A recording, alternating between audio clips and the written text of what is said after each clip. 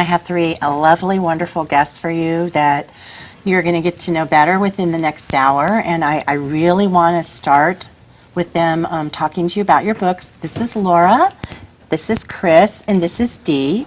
And I'm going to start with Laura on my right here. Tell them a little about yourself. And Laura's going to read a little section of her book for you. Okay, I'm a mother of 2 children. I'm a grandmother of 16 children, a stepmother of 4 children, and I have 1 great-grandchild and 1 on the way. Wow.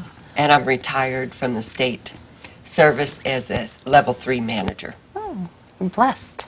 Yes, Very very blessed. blessed, yes. You want to So- tell us about her lovely book? Do you want me to read about it now? You or can show it to the camera, this Okay. one here. Life, it's a beautiful thing. This is my first book, and I'm a first-time author and probably a last-time author. What brought me to write the book is I'm a very strong faith and belief system. And when my son died suddenly and unexpectedly, I had a terrible, dreadful time coping with his loss, as I'm sure any mother that would lose a child would have. And I thought, you know, what am I going to do? I went to grief counseling, and grief counseling didn't help me. So one day I was looking through some old stuff, and I found a journal, pardon me, that I had been writing in notes, and I sat down at the computer, and I just started to write. And my book, Life, It's a Beautiful Thing, is my personal tribute to God, and it's a legacy of faith to my children. I always wanted to leave a legacy of my faith to my children. So that's what Life, It's a Beautiful Thing is, and it demonstrates that I am a witness to the power of prayer, and it outlines and details experiences that show the miracles of life. Oh, lovely. Can you share a little of it with us? Yes, I would like to read a little snippet of here. I have it marked for you. What about the cover? The cover is an image of, it represents my son when he was little. He died when he was 50 years old. Suddenly and unexpectedly. It was quite a shock. He was a healthy man. Sunday evening was dark and stormy. The wind was harsh, and the rain pelted down against the windows with a sharp tapping sound. It was late in the evening, and I was troubled about not having someone to care for Daddy. I also was worried and concerned about my job, not being able to travel the next morning, and not getting the promotion I worked so hard for and deserved. I continued praying in faith. Suddenly, I was startled by the sound of the doorbell. The thought went through my mind, who would be calling this time of night? Reluctantly, I entered the foyer. Feeling anxious and concerned, I cautiously peeked out the window. I was astonished to see the lady who lived down the street from me standing at my front door, soaking wet from the rain. I did not know her name. She was a beautiful Hispanic lady with 3 small children. Her husband worked in construction whenever he could. If she was out in the yard when I drove by her house, I would always wave to her and smile. So without hesitation, I quickly opened the door and sympathetically said, "Come in, please. How can I help you?" I thought that she was coming to me to ask for some kind of help. She spoke, and I shall never forget her words. She said, and I quote, "Have you been praying to God for help?" Wow. You want to tell them what answer she was? I've read the book, so I know. Yes. What happened was my father was an invalid, and I was a caretaker for him. And she came, and she said that she was here to take care of someone. She didn't know who it was. She didn't know if it was a young boy, a child, a girl, an infant, an elderly. All she knew was she was an instrument of God, and she was sent here to take care of whatever it was I needed to take care of. Isn't that beautiful? And how long she did she did. stay? She stayed and she worked for me for like 3 years, and she wouldn't take a dime from me. She wouldn't take any compensation. And I tried to give her compensation, and she said, I told you I was sent here by God. I cannot take compensation. So every week I would put money in an envelope, and I'd put her name on it, and I would put it there on the table where Daddy sat for his meals. And I left it her as a gift, and she would take the gift, but she wouldn't take if I tried to pay her money like a paycheck Very or something. powerful. Very. Thank you, Laura. I am. I was moved. I couldn't put the book down. I told her I picked it up at Clark's Corner and read it through one morning after story time. It's a very moving story, life story. I'm going to come on over to Chris Pedersen, and I haven't had a chance to read your book through. I need to buy one. But I am excited for you to talk about it because you have a mission, I think, in your story, too. And read a portion. All right, yes, I'd be happy to do that. The Prisoner of Carrot Castle is my book. It's a children's book, and it's really comes from a very special place in me. I've been a lifelong health enthusiast, but later in my life I found I had cancer, which was really surprising to me. But then it turned out to be genetic cancer, so I did some very dramatic things to change some things in my life and was able to conquer that without any surgery, radiation, or chemo. Oh, that's wonderful. And so I'm really kind of on this health mission, and I had been writing for children at the time, and the book that I was writing at the time that this all happened is now sitting on the shelf. It probably never will be published because it had a lot of learning aspects to it. I really learned how to write by writing that book, and so it's not that good. But then I felt really drawn to write something to children that would encourage them to eat healthy foods, but not without really telling them. I love that. So it had to be really a fun story. So The Prisoner of Carrot Castle is about Aiden, who doesn't like vegetables, and he finds himself alone at the dinner table. Everyone else is done, and he's pushing his carrots and broccoli around the plate. And he's, as you can see, he's got his little cape on there, and he loves to play in his imagination world. So he goes off into his imagination world, and he finds himself a prisoner in a cell made of carrots.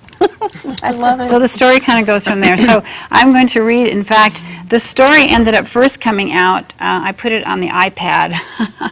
So it's an iPad app, and I'm going to show you this page. I'm going to read it. He's trying to figure out how to get out, and he saw a little mouse crawl into this hole, and he thought, the mouse eats carrots to get into the hole, but I don't like carrots. But then he thought, well, maybe I can get out of here. So the story goes, he heaved a big sigh and began to nibble and chew on the carrot wall, making the hole bigger and bigger and bigger and bigger. Yay! Finally, he squeezed through the hole, and now we turn the page and we pull this carrot out from the side of the wall. And now I have to help him get down. And if the sound was on, you'd hear there's crashing and music and all kinds of stuff going on. The dishes crashed and the pizza fell on the cook's head. Lots of fun things. So the story, as far as being on the app, is really fun because kids get to participate. They're actually feeding Aiden the carrots. And I love the fact that I have gotten feedback from some parents that say, hey, my child would never eat carrots, and now they're eating carrots, and we're working on the broccoli because this also covers broccoli in the story. So that's creative. That's That is amazingly and needed, too. Kids today in America eat very poorly, I think. Right. As we know, there's a huge issue with childhood obesity, And children stopped eating the things they were eating and started eating carrots. There would be no obesity problems at all. And the broccoli. Right, and the And the broccoli. Oh yeah, well, carrots, broccoli, everything, all the vegetables. So you made yeah. it fun for them. And I they made don't, it fun, and they they don't even know realize. Yeah, they don't even realize. That's the best part as a parent. That's right. That's Well, right. we're winding down, but I would like to introduce Dee Aspin and have her start, and then we'll go to break and come back to her. Thank you, Kathy. Nice to be here. I wrote 2 books I brought today that I would like to share. The first one is Lord of the Ringless, which was my one where I met Kathy at Mount Hermon. I was pitching this. I wanted to write a singles book when I was 30, and then when I was 42, I tried to pitch it at Mount Hermon, and one of the editors was like, you need to just be content with being single and with what God's given you. And I'm like, you know what? That's why I'm writing this, because people need hope, and I would never dash someone's hope. Because I have been a nurse for 30 years before I started writing. And I said, if I had cancer patients, even if it was given 6 months, 6 weeks, whatever, if our time is not God's time. And I could use that example to her, and I remember her eyes welling with tears, And then when I was 52, the book actually came out. So We'll come back. Yes. I don't want you to miss any of this, so Okay. be sure you come back after our 3-minute break and hear more about Lord of the Ringless. Great title. Thanks for joining us. We'll see you in a few minutes. You're watching Amador County's local television network, TSP. Welcome back. Thank you for joining us tonight. I have 3 lovely ladies as guests in case you just came in now. Laura on my right, and Chris and Dee. And when we left off, Dee was sharing with you about her wonderful book, Lord of the Ringless. So I'm going to go right back to her so you don't miss out on that at all. Dee, you want to go ahead and start talking again? yes, anyway, I wanted to just share the hope, and from a Christian perspective, the hope I gained in waiting for the right person and letting God bring him when the time came. Oddly enough, by the time I wrote this book at 52 years old, because my husband did the audiobook, I met him through the audiobook, which was after, and this was in the 2010 Audiobook Awards, and it's on my Dee Aspin website, if you'd like it. Also, Amazon unloads it. Thank you. Yeah, and then you want to talk a little about your devotionals too? Yes, you mean dog devotions? Yes, and I'm going to just throw in a little plug here because Dee and I have done a couple book signings together. We just did one recently, and I think we're going to be doing a homeschooling one again coming up. But these are big hits when you do a book signing. That I'm a dog person, like kitties too, but my husband's allergic. So you do really well with these. Yes, these were fun. I wrote these for Barbara Books. This one's in the Sacramento Airport. I'm a collaborative writer on this, so I've written 8 of these, and 13 are in here. These are wonderful books. People say they laugh all night, so if you want something fun to give people, those are great. And the one that I'm working on myself, Dogspirations, is not just humor. It's how God gave us animals to let us process life, because their lifespan's so short. We kind of process all the stages of our life, and as we go. So I've written 50 dog devotions for mainly about my lab and my schnauzer. So it's two-person dogs, 2 people dog families, and what they teach us about loving God, loving ourselves, and other people. And we all have those lessons if we've cared for an animal. Yes, you sure do. I took some sweet pictures of your lab for your wedding. Yeah. And the picture of Sammy here was at Baker Beach before my husband and I married, and we had the joy of being with him. After we got back from Weekend to Remember, he was in our wedding. So cute. Almost died before the wedding. I was weeping, oh, Sammy, you can't leave, you have to, and it was just so sad. But he made it. He was with us, and then after we went to a Weekend to Remember, which was the marriage retreat, that night when we got back, he died at 3 in the morning. And the last devotional written at 3:30 in the morning, happy tales to you until we meet again. Oh, how cute. And yes, and it That was is just a sweet. wonderful blessing. And my husband shared of his mother dying, so I put that in devotion, which later helped someone 2 weeks later who lost their mother. So, because they had used it to process their own situation. So that's how these work, but I'll read them later.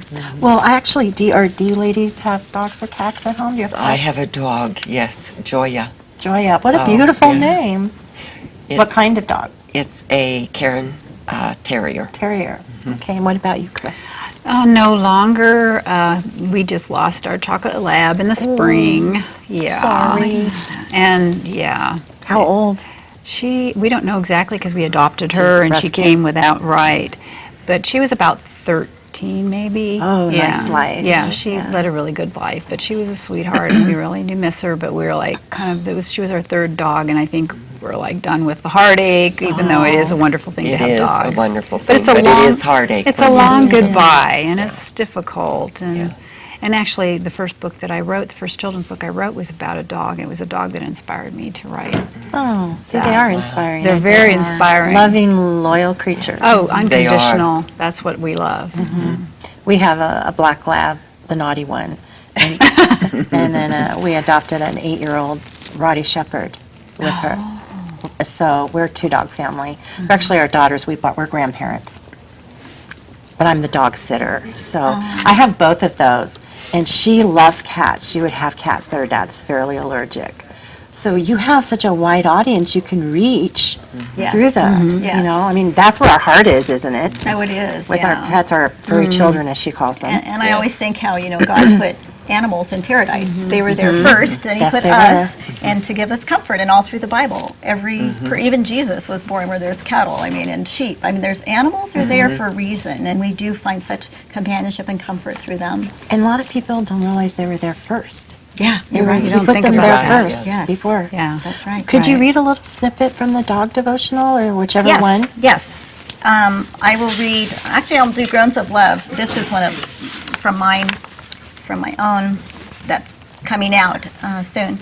I stood on the river rocks praying while watching this slimmed down version of Sam, my yellow lab, wade in the mild current. Cottonwood pollen floated above us. A white egret perched undisturbed on one leg in the sun upstream. Benji, my little puppy-cut schnauzer, trotted by gripping an old salmon skeleton, 5 times the size of his mouth. My heart felt as dry as that fishbone. Just this time yesterday, I stood in my bathroom and groaned. It sounded much like Sam when he couldn't hop up on the bed, and I couldn't help him. He was too big. Startled by my own groan, something had clicked. The scripture in Romans 8:26. In the same way the Spirit helps us in our weakness, we do not know what we ought to pray for, but the Spirit himself intercedes for us with groans that words cannot express. That strange sound coming from my pained heart upon hearing my pet's groan from the living room, I realized is what happens when the Holy Spirit, our comforter, groans for us. He expresses the distress we feel when we have no words, just as I subconsciously expressed the distress I felt for my Sam. I kicked the fishbone out of Benji's mouth just as a tune rocked my cell phone. Hi, Denise, how's Sam? It was Dee from Chicago. Oh, he's not the same, not eating, throwing up, losing weight. The tests come back this week. How are you? I've been praying for you. Everything triggers me. Usually when we hit the streets near the river access, he's barking so loud I'm trying to quiet him down. Today, Sammy's whine was weak and low. I cry a lot. I described the last 2 weeks, then asked about her 2 dachshunds. I'll stop there, but it turned out at this time, Oprah had been talking about her 4-year-old poodle who had cancer, and he died. My dog went to UC Davis. They were using him as a study dog, and they asked if I wanted him cremated and if they could use him for study when he died. So I was looking at the same diagnosis, but it was a miracle turnaround, and I had him 5 more years. So I feel grateful every day I had Sam. And he even made it to my wedding. I was so excited. awesome. So that's And that was precious, let me tell you. Yeah, it was so special. wonderful. It was wonderful. Oh, what a blessing. Yeah, it was a very big blessing. I know, they steal our hearts, Yeah, and they they do do. become part of the family, very much so. And I like the way you put the Holy Spirit in there. Yeah. That is beautiful. Very beautiful. And it gave me a deeper understanding of God, which I know we all find our children will do that. Pets, anything we love in life will give us a deeper understanding of really what life's about and Exactly. loving each other. Yeah. You know, I think of our Sammy. We had a Sammy before, Jake and Missy, and he had cancer, and I didn't have him put down like our shadow. He died in our living room, and and he was so sick at the end, and he came up to me, and it was so painful to even walk. He sort of crawl walked, and you know, they get messy because when they're real sick, they're not. And I kept kissing him on the forehead, and I told him, I've been praying for you, and so don't be afraid because God's going to be gentle taking you. Yes, and that's so true. And he got up and he went back down and laid on his little rug in front of the hearth and died. Just like he understood. Yes. And his eyes, when we got him, he was a street dog in Morgan Hill, and there was nothing but vacancy in those eyes. But that last moment, on the end of his life was so full of love. And I just feel he was a gift. Yes. And you've been able to pour into him in that vacancy left, right? 'Cause He was so loved He at the needed end. to He be wanted loved. to. I felt he came to me to give me the last of his love before he left. And it was hard just to get from where he was there and back. Wow. Yeah. Wow. So I think that, they're sent to us with Yep. a mission, I think. Yeah. Yeah. And it's a gift. Those are I important agree, books. because Yeah. Joya was found in a junkyard. She was 6 weeks old. Can you imagine someone left her there? Who Yeah. found her? My husband's ex-wife. And you guys ended up with the dog? Yes, because my husband had gone to the store to pick up something for me. I was still working and he was retired. And he ran into her and she said, "Oh, Skip," she says, "I found this dog and it's beautiful. It's a baby, but I've been keeping it in my car because I can't have it in my apartment. Will you take it?" So that's how we got meant to it. go to you. Yes. Absolutely. God has his ways, that's for sure. Yes. Well, I want to talk a little bit more about that before we break here, because your book is full of things like this, just full of prayer and waiting on the Lord for the answers, not always easy ones. Yeah. And then above all, the surprising death of your son, which for any parent, I think, is a test of their faith. Yes, yes. And what happened with me was writing this book is what brought me to my ultimate phase of acceptance of the loss of my son. It really did, and it helped me to remember that God has a purpose and a plan for each of us. We don't always understand that plan, but we know that it's perfect and we know that it's loving. So it brought me to accept the fact that my son served his time on earth. And he used to always say to me, "Mom, you got to live for today because you do not know what tomorrow will bring." So true. And he said that from the time he was a little child. Really? He was an called him- old soul. I loved that He in was an there. old soul. And the Bible says something like, "Whereas you do not know what tomorrow will bring, but what is life? It is a vapor that is here for a short period of time, and then it disappears." So writing this book brought me to accept that he's okay. He's in a better place. Yes, he is. Yes. And I think the things we would never ask for, like the loss, we would never ask for something like that. I think in those hard things is where God does his deepest work through our pain and suffering. Absolutely. And he knows us better than we know ourselves. And so we're going to have to break. Come back and join us. The ladies are going to read a little bit more for you too, and you get a chance to get to know them better, and I think you're going to be blessed by them. Thanks. You're watching Amador County's local television network, TSPN. You're watching your local television network, TSPN, and now back to Authors, Writers, Books, and Beyond. This program also streams live on the web at tspntv.com and can be watched on demand at tspntv.com or TSPN TV's YouTube channel. And now back to Authors, Writers, Books, and Beyond. Hi, welcome back. We're in our third segment today. My name's Kathy, and I'm here with Laura and Chris and Dee. We have kind of a wide variety of genres for you to hear in our writing.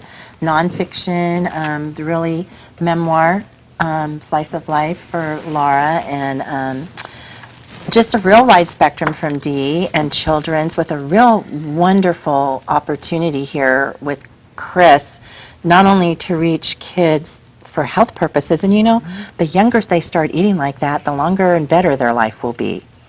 That's right. I mean, and I know that maybe some of us didn't start this way, but the first foods that my son had were, I made that. I made yogurt. I made it at home, and then I would make the vegetables and run it in the little food processor and feed it to him, and he's always ate vegetables. He never had a problem. There wasn't a single vegetable that he didn't like. But that isn't always the case with every family, and besides, that was my experience with one child, and if I had another child, maybe that wouldn't have been the experience. You never know. So, this is why kind of I did this, because there's so many kids out there that just won't even touch a vegetable, and this is what I tell them now is that, well, eating vegetables is what heroes do, because Aiden is the hero of the story. I love his cape. He is a hero. And yes, you have to have capes. Yeah, I really like the aspect of boys and how they really love to do that. They have little superheroes, and some of my other characters in books, they also have their superheroes. Heroes. Yeah. We were talking during the break about the British gentleman Jamie Oliver and his wonderful influence. And I would love to see your book do something similar here in America. The wider you can get your exposure out there. What are you doing now so far? Well, I have a whole series. This is called the Veggie Chronicles. It's not on here, but it is on the app. It says it's the Prisoner of Carrot Castle, the Veggie Chronicles. And so I had planned on this being a series. This one covers carrots and broccoli, and the next one's called The Slave of Peas Pyramid. And so one vegetable, it's going to be peas, and then the other vegetable's chard. And a lot of people go, chard? What's chard? Well, that's why we need to have not only children's books, but maybe even adult books about what chard is. And then I have several other titles here. The Swabby of Asparagus Ship, The Spaceman of Tomato Galaxy, Oh, I love The it. Outlaw of Cabbage County. And I have just, Very creative. So, and all of those would be in Aiden's imagination world, and the challenge for me is not to make them, predictable, have a little different aspect to them. And the second book, which is actually, I'm in the finishing stages of the Slave of Peas Pyramid. I'm in the final edits and rewrites of that one. So that Yay. it's really kind of fun. I'm really enjoying that one too. I'm sure in the print version too, where the parents actually sit the children on their lap and read to them, it's probably educating parents at the same time. Yes, it is. And in fact, thinking of education, I must mention that I'm in the ends of development for curriculum, which is Common Core Standard Align, which is a really big deal right now. So whether teachers or homeschoolers wanted to use the print book or the app, there will be curriculum that's available at the website. And I should mention the website. The website is purplecarrotbooks.com. Purple Carrot Books, of course. Thank you. And all you ladies can mention websites if you have them. That's good to get out. I know I homeschooled two of mine, and this would have been something I would have picked. Yes. Two of my 4 children. Yeah, she's a good veggie eater. He not so much. Yeah, well, there's fun things you can do. Of course, you have to have a vegetable food party where you just have different vegetables and you build things with it and play with it, and then you got to eat it. Then you get to eat it. That's the best way to do it. Thank you, Chris. You make it exciting, and for a kid to get to be a superhero eating carrots. Whoa, what's better than that? He's as good as Superman. Right. It has to be adventurous, fun, and whimsical. And it is. And I love the Carrot Castle. Isn't that beautiful? I do too. Now, I have to That's plug cool. my illustrator, Kate Young. She is a beautiful illustrator, and actually she's an animator too. So she's done some of the animation that's in the app version. And, she's just beautiful. I mean, here we'll thumb through some of these pages here. Here's the dinner table scene. Yeah. Gorgeous. And Yes, I it's love lovely. this scene. Let me go here to the back.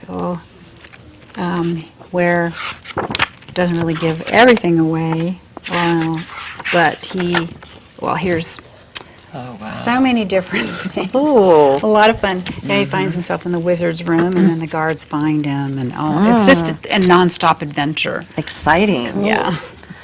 Right up the alley for kids, and much needed. Thank you. Dee, I want to go back to you real quick so we can hear another little snippet of yours. The dog book or the... Which one? I would love you to share some of Lord of the Ringless. Really cute title. Okay. I would like to read just a little passage from Lord of the Ringless from Sands of Time.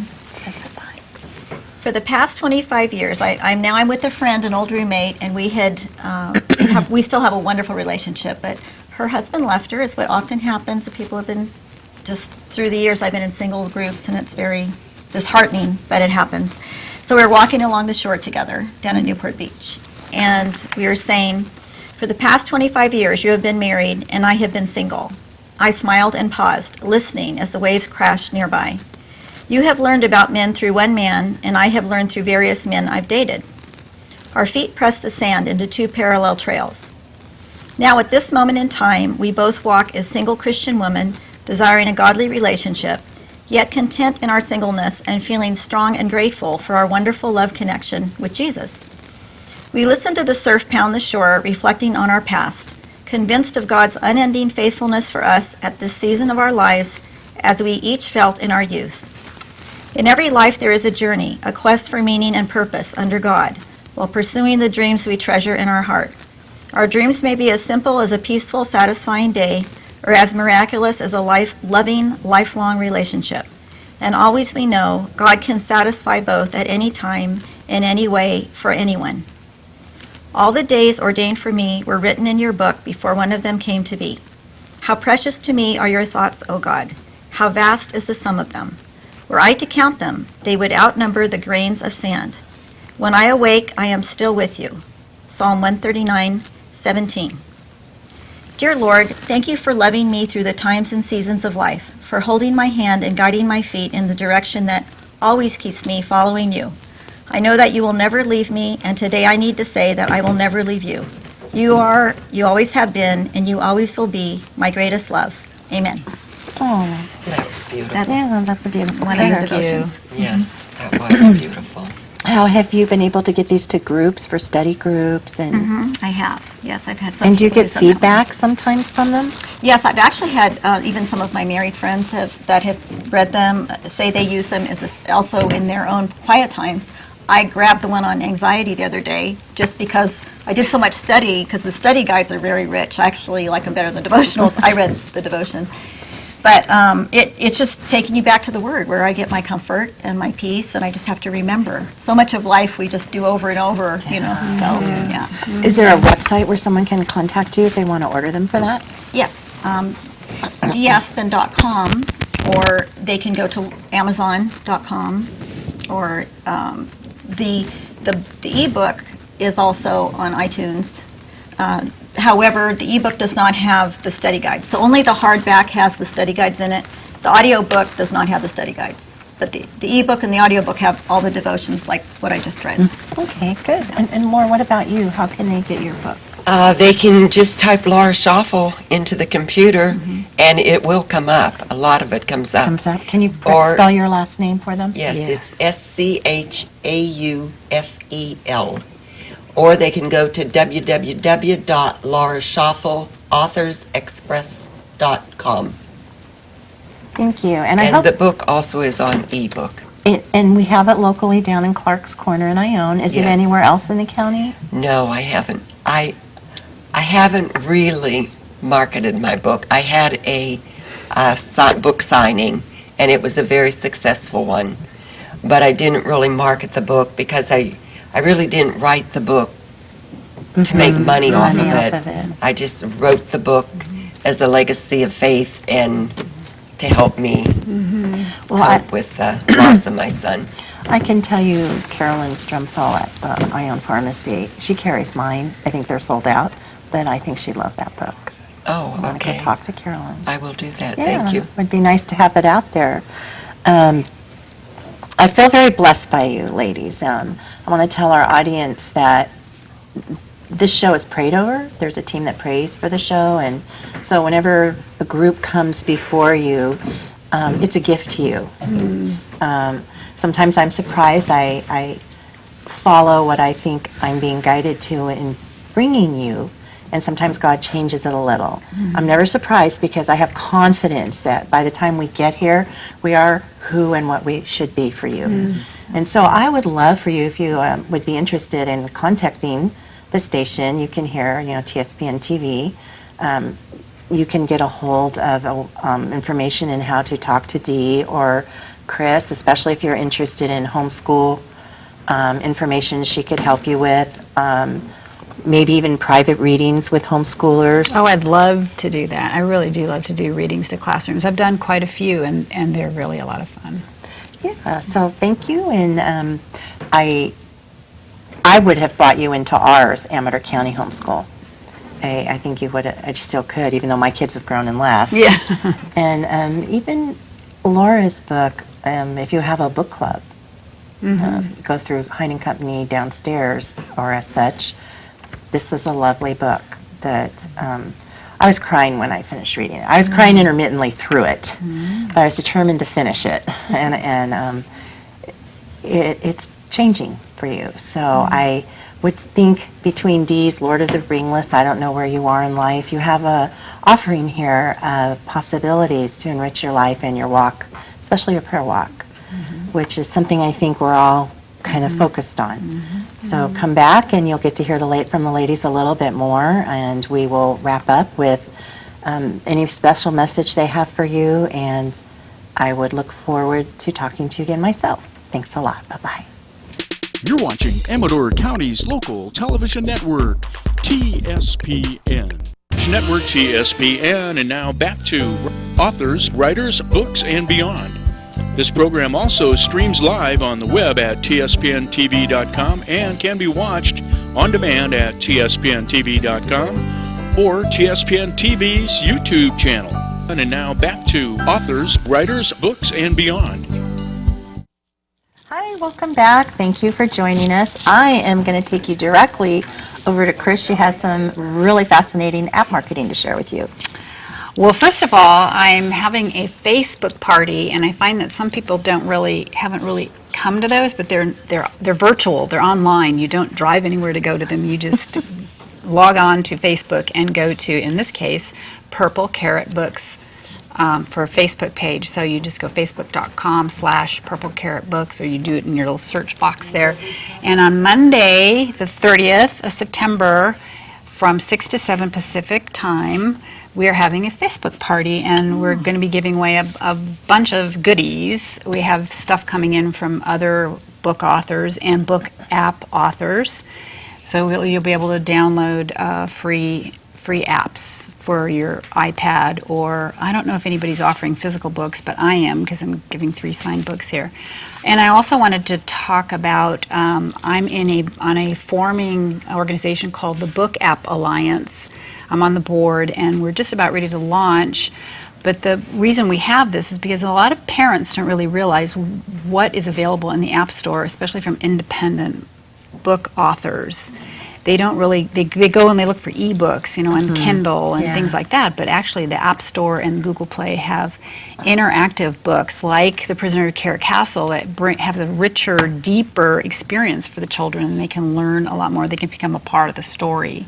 And so that's what we're trying to do, is really call attention to that aspect of That's books. wonderful. Are you expecting a good, do you think, interest in it? You're expecting? Yes, I think so. I mean, one of the board members already has a TV spot to talk about it, good. because they're like, okay, yeah, there's a lot of things that have been written about ebooks and book apps, and what are they? I mean, there's like this gray area, but there really isn't. If you're reading something on an app, like a Kindle app or a Nook app, that's an ebook. But if you have a book app that's interactive, and you got it from the App Store, that's a totally different animal. And You want to that's what show we're it one trying- more time? Sure. I think they can see yeah. the screen on this camera Yeah, here. so, here's the next page is a Oh, little nice. animation that happens Yeah. there. And I turned the sound off, or I could quack for you, but these ducks all quack. Then Quacking's there's really fun things to do. Here's people running through the yard there. Children would love that. Yes, Yeah, they would. it's a whole little wonderful storybook, and all the adventures that it has. Does that look familiar to you, ladies? Does you see anything there that looks like something that may be familiar, but maybe out of scale? This looks like broccoli. It is. Oh my gosh, you got it. That's so clever.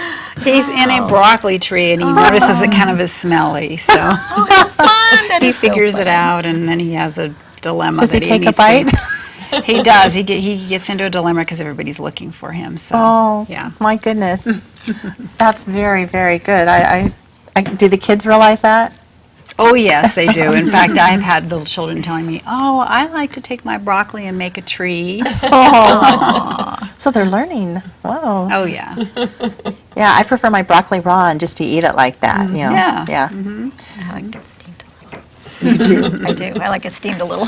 A little softer. Well, Dee, I'll go back to you. Is there something else you'd like to share before we go about? I would like to share, because on that note, I've talked to so many people, if they've lost their animals, they don't want to have another animal. They say they can't handle it. I've actually heard that a lot. And I just wanted to say that with Sammy, I didn't want to leave my book on a sad note because I didn't know he would die, when, of course. But I ended up dedicating the book to him, and I wrote something that was at my nephew's graduation, who just graduated and is at Zusa Pacific with a baseball scholarship. I'm so proud of him. Anyway, but it was at their graduation, don't cry because it's over, smile because it happened, and that's Dr. Seuss. So I had a picture of Sammy smiling, and I wanted to put it on there just because that's what life's about. What you were talking about that earlier, Kathy, we just have to just so grateful to God for whatever we have, and not rob ourselves of those times we could have had. So that was kind of my message on that. And he actually is smiling. He is smiling. Oh yeah, and people know how they smile. Yeah. So it was like Not all dogs. Some dogs do. Well, my schnauzer frowns, which is a typical schnauzer frown, always. And then I wanted to just tell people also on the audiobook, my wonderful husband, he did this, and Julie Williams narrated it, but the CD discs are available, but that's through me. Otherwise, the audio link is on audible.com. If you want to just download the audio link, that's also available on Audible. And we will have that with Dogspirations when this comes out, hopefully in the next 6 months. We're hoping for the audiobook, the ebook, and the book. By spring next year for sure, maybe? Yeah, even by January is by what we're hoping. January, Yeah, good. we're hoping. And hopefully Christmas, but I don't know. You know how it is with publishing. You start, it's not what you think. And with The Lord of the Rings, I just want to say God gave me my mate. As you know, Kathy, because Kathy was such a blessing. You were such a blessing. Thank you. Doing all our pictures. I'm glad That's I great. was. Yeah. That was a joy for me. And you're a wonderful photographer. Oh, thank you. Some wonderful pictures. So, And so how long have you been married now? Well, it's 10 months. Yeah, almost Coming 11. up on their first anniversary. And this is kind of cool. neat. Yeah, one of the gals who was one of my bridesmaids, she also is now, I'm going to be her bridesmaid in 1 week.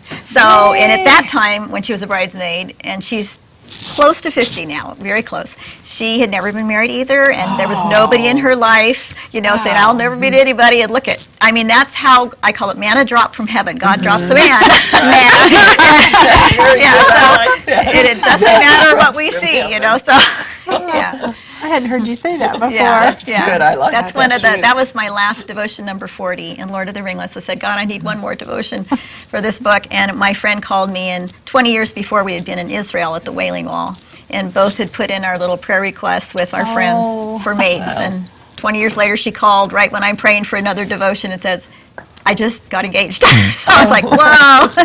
So time, 1,000 years to a man is like 1 day to God. So we leave it in his timing. Trust his nose and trust his love, and don't be discouraged.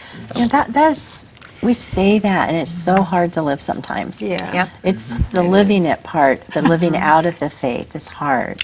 Oh, it can be painful at times. I can. I think it's in the waiting, too. A lot of times in suffering, he grows us, but in the waiting time, where we have nothing but him. That's right. We have absolutely nothing but him. And so I know the animals minister to my kids when they were sick, mostly my daughter. Yeah. She's the dog cat. She would have everything. She had frogs, fish. She named them Kathy and Joe after her parents, the fish. Oh my gosh. Yeah, it was so She cute. did? Oh, Yeah, funny. she My did. daughter Funny. loved cats.